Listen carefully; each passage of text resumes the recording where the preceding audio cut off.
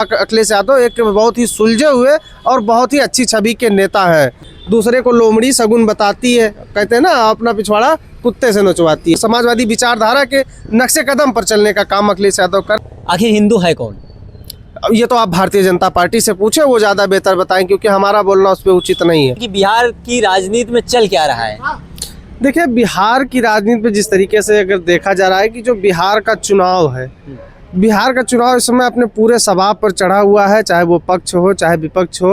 हालांकि अगर देखा जाए तो जहरीले बोल भारतीय जनता पार्टी और एनडीए गठबंधन के तमाम नेता जिस तरीके से बोल रहे हैं, वो बिहार की जनता को बखूबी समझ में आ रहा है। क्योंकि अगर देखा जाए तो बिहार की धरती को सामाजिक न्याय का अखाड़ा कहा जाता है। तमाम ऐसे नेता वहाँ से निकले जिन्होंने समाज को समानता समता का संदेश दिया, और बड़ी बड़ी क्रांतियों के नायक वहाँ पर निकले, चाहे वो जयप्रकाश नारायण जी हो, वहाँ पर कर्पूरी ठाकुर जी हो। ऐसे तमाम नेता जो हुए जो सामाजिक न्याय की लड़ाई लड़ते हुए यहाँ तक कि जुल्मी अत्याचारी सरकार के खिलाफ उन्होंने बिगुल फूंका और उस सरकार को उखाड़ फेंकने का काम किया। हालांकि अगर अभी बात कर रहे हैं, आपने अभी मैंने देखा कि समाजवादी पार्टी के नेता से आपने सवाल किया कि वहाँ पर छपरा को लेकर आपने सवाल किया, वहाँ पर खेसारी लाल यादव को लेकर सवाल किया। तो जहाँ तक मैं जानता हूँ कि लंबे अरसे से आरजेडी उस सीट पर जीत नहीं पाई है, पिछले 15 सालों से। जी, लंबे अरसा, इसीलिए मैंने कहा कि लंबा अरसा हो गया कि वहाँ पर आरजेडी नहीं जीत पाई है। लेकिन इस बार जिस तरीके से एक चर्चा बनी है और एक माहौल बनाया जा रहा है, चाहे वो आरजेडी हो या फिर जिस तरीके से वहाँ पर उप मुख्यमंत्री सम्राट चौधरी जैसे नेता, रवि किशन, मनोज तिवारी जैसे नेता जो खेसारी लाल यादव को नचनिया क्या क्या नहीं बोल रहे हैं, और तमाम भारतीय जनता पार्टी के आईटी सेल के लोग तमाम उनके गानों की क्लिप काट के चला के उनको ट्रोल कर रहे हैं। इससे आप साफ देख सकते हैं कि जिस तरीके की हताशा देखने को मिल रही है, वहाँ की जनता में भी इस चीज़ को कहा जा रहा है कि अभिनेता एक, भाई जाहिर सी बात है, भोजपुरी इंडस्ट्री में बहुत से ऐसे कलाकार हैं जो अश्लीलता की हद पार कर चुके हैं। हर उसी में खेसारी लाल का भी नाम आता है, वो भी एक भोजपुरी के कलाकार हैं और गाते हैं, जो पब्लिक को पसंद होता है कलाकार वो गाता है। लेकिन अब जिस तरीके से वहाँ पर माहौल बनाया जा रहा है, उससे ये साफ देखा जा रहा है कि कहीं ना कहीं वो हताशा है, चाहे वो सम्राट चौधरी हो या फिर मनोज तिवारी हो, रवि किशन हो। क्योंकि अगर देखा जाए तो अभी आपने देखा होगा वहाँ पर मैथिली ठाकुर को टिकट दिया गया। निरहुआ कौन है, खुद रवि किशन कौन है, खुद मनोज तिवारी कौन है, वो भी तो एक कलाकार हैं, वो भी भोजपुरी इंडस्ट्री से निकले हैं, उन्होंने भी उस तरीके के गाने गाए हैं। तो जाहिर सी बात है कि अब वही है कि अब कहा जाता है कि गांव में कहावत होती है, दूसरे को लोमड़ी शगुन बताती है, कहते हैं ना, अपना पिछवाड़ा कुत्ते से नचवाती है। ये कहावत है, ये हम नहीं कह रहे, ये कहावत है। तो इस तरीके की वहाँ पर राजनीति चल रही, तो आप इससे साफ समझ सकते हैं कि जिस तरीके की वहाँ हताशा देखने को मिले। दूसरी चीज़ आपने अभी कहा कि अखिलेश यादव जी वहाँ पर जनसभा करने जा रहे हैं, समर्थन करने जा रहे हैं। मुझे नहीं लगता कि वो किसी व्यक्ति को या किसी को सहयोग और समर्थन करने जा रहे हैं। हाँ, ये मैं कह सकता हूँ कि जिस तरीके से समाजवादी पार्टी समाजवादी विचारधारा की एक, कह लीजिए आप, बड़ी अपने समाजवादी विचारधारा के नक्शे कदम पर चलने का काम अखिलेश यादव कर रहे हैं, और बिहार की धरती सामाजिक न्याय और समाजवादी विचारधारा के तमाम बड़े नेता वहाँ से उठे, और वो धरती कही जाती सामाजिक न्याय की, कह लीजिए गढ़ है। तो अगर वहाँ पर अखिलेश यादव जी जा रहे हैं तो वहाँ से उनके जाने से न केवल इंडिया गठबंधन और आरजेडी को फायदा होगा, बल्कि वहाँ पर सामाजिक न्याय और समाजवादी विचारधारा की जो राजनीति है उसको भी मजबूती मिलेगी।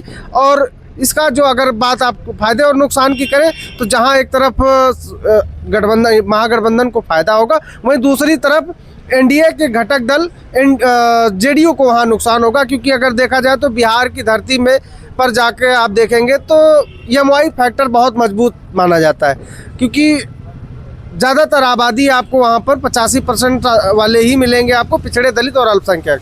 और अखिलेश यादव की जो छवि है 2024 की लोकसभा के पहले से ही, और अब आप देख सकते हैं कि बहुजनों के बहुत बड़े नेता के तौर पे भी देखे जा रहे हैं। बड़ी बात करें, अखिलेश यादव बहुजनों के बड़े नेता हैं। बिल्कुल, उनका जो एक फार्मूला चला रहे हैं, पीडीए का फार्मूले पर वो लगातार आगे बढ़ रहे हैं। पीडीए फार्मूले में कौन आ रहा है?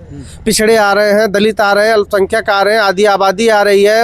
जिस हिसाब से वो बताते हैं उसमें पीड़ित अगड़े भी हैं, और तब आप पीड़ित दुखी अपमानित सब है उसमें। तो ये मान लिया जाए अखिलेश यादव की सीमा अब यूपी नहीं पूरे देश तक है। बिल्कुल, इसमें कोई दो राय नहीं है कि इस समय अगर किसी भी नेता का आप व्यक्तिगत इंटरव्यू और राजनीतिक भावना दूसरी होती है, राजनीति में आरोप प्रत्यारोप चलता है, लेकिन किसी व्यक्तिगत नेता से जब आप अखिलेश यादव के बारे में बात करेंगे तो उनका साफ तौर पे यही कहना होगा कि अखिलेश यादव एक बहुत ही सुलझे हुए और बहुत ही अच्छी छवि के नेता हैं। जाहिर सी बात है उसमें उनमें पोटेंशियल है, लेकिन अब राजनीतिक दोस्त होता है, राजनीति में आरोप प्रत्यारोप लगता है, विपक्ष पे आरोप लगाएगा, विपक्ष पे। लेकिन आपने कहा बहुत सुलझे और बहुत अच्छी छवि के नेता है, लेकिन यही भाजपा के लोग, चाहे वो लालू यादव को जंगल राज का सरताज कहा जाता है, अखिलेश यादव का गुंडा राज का बादशाह कहा जाता है, तो ये कैसे है?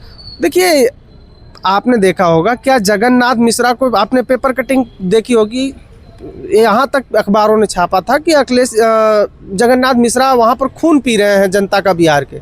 उस पर क्या कहेंगे? क्या जगन्नाथ मिश्रा वहाँ पर जंगल राज नहीं था?